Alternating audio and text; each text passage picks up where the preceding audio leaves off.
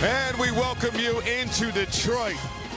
We're in the 313, where there's definitely bad boy vibes in the area. The Pistons' third best home record in the association.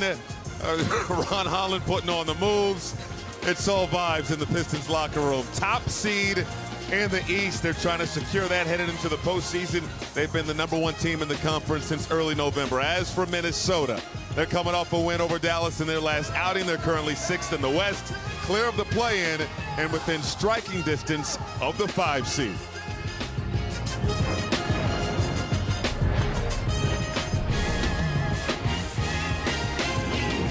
Yeah, this is NBA tip-off on Prime. Tonight, it's the Pistons taking on the Minnesota Timberwolves. And we welcome you inside Little Caesars Arena alongside Brent Barry. I'm Michael Grady. Christina Pink joins us as well. Okay, Bones, we got the Timberwolves, we got the Pistons. Detroit playing without Cade Cunningham, and they have really played well without Cade. 11-4 in his absence. How they've gotten it done? Yeah, well, it still starts with defense. It's not just effort for the Detroit Pistons. It's identity. That sounds familiar in this play. I think Rick Mahorn actually give you an offensive foul on the way into the building. But look at the opponent's points per game, 3rd in the league. They're #1 in blocks. They're #1 in steals. They're #1 in deflections. They have a team that believes that every night they can bring that hard hat to the floor. And in fact, just a few nights ago, Grady, they did it to this team. I mean, completely suffocating a Minnesota Timberwolves team without a lot of their scoring. Obviously, Ant not playing, but nowhere to go, no room to run. And it's these kind of length athletic plays where they can get up vertically, they can cover you horizontally, and then they can get out in the transition. 42%, actually the year low for the Minnesota Timberwolves. One of the anchors of that defense is Asar Thompson, catching up with our Christina Pink. All right, thanks, guys. Asar, you guys have hung your hat on the defensive end all season long. How would you describe the style and physicality this team plays with? Just being aggressive on defense, having each other's backs, and just, knowing that every one of us is going to pick up. Individually, you've been great as well. It feels like you're getting a couple steals every night. Where have you grown the most on the defensive end? Not fouling, being smart with my fouls, and still being aggressive at the same time. Awesome. Thanks so much, Asar. Back to you.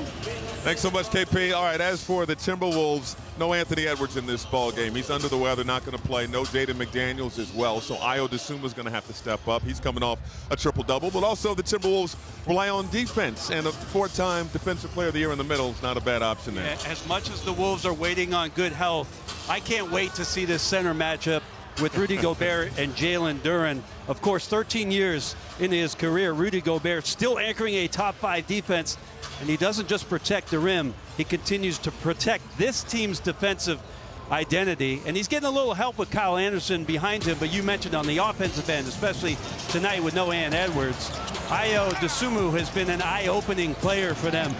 In the past 5 starts, I know they're just 3-2, and he had that massive triple-double, but he's been aggressive, he's been assisting, he's been an advantage creator, and this Wolfpack seems to have a different gear when he gets in the basketball game. No doubt about it. This is going to be one of those games. If you love the 90s, early 2000s, you love a physical brand of basketball, reliant on defense, this is your night. I didn't like it. I didn't like it. You still got bruises. Pistons and the Timberwolves coming up here at Little Caesars Arena as we send it back to the studio.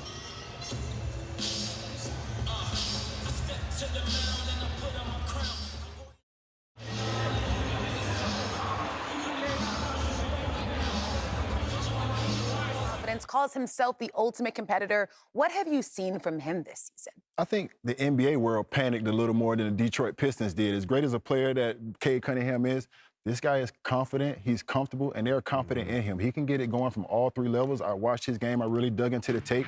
Shooting 63% on pull-ups, 42% from 3. You see him right here, getting ahead of the defense. The defense is not set yet, getting downhill. He's attacking the pressure. Forget running the play when you're getting pressure. Attack that pressure. You see right here, we coming off the pick and roll, we cross back. Oh, you're going to give me space? Take that with you. That's easy. Textbook pull-up, man. I love that shot. It's, like I said, 63% on that.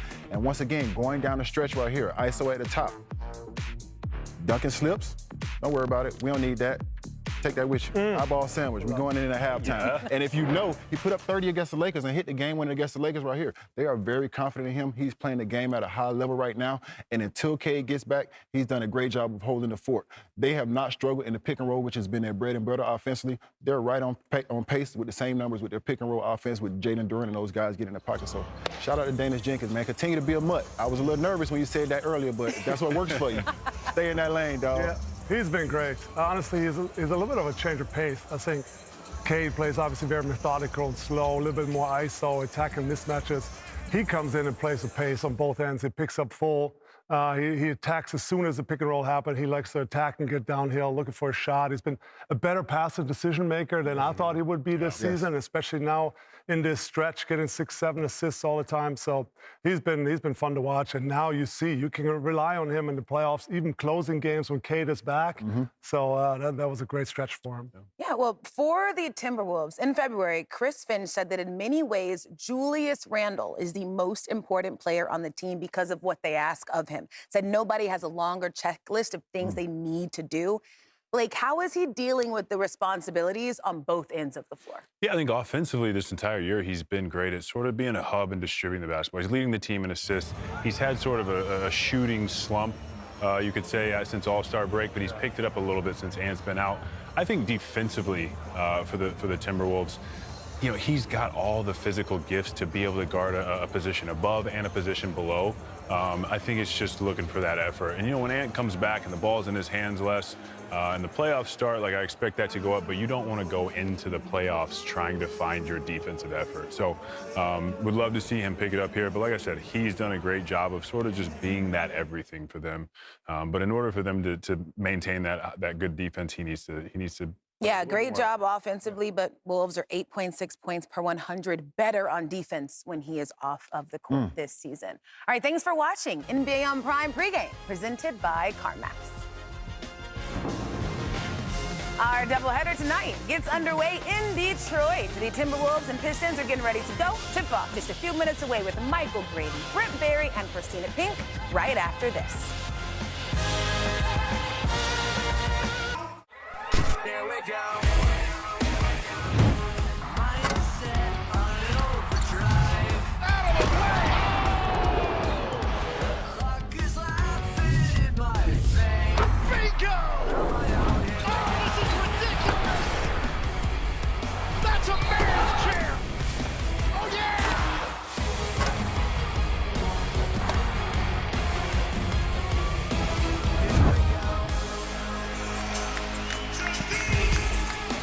Welcome to the NBA on Prime, presented by Wingstop.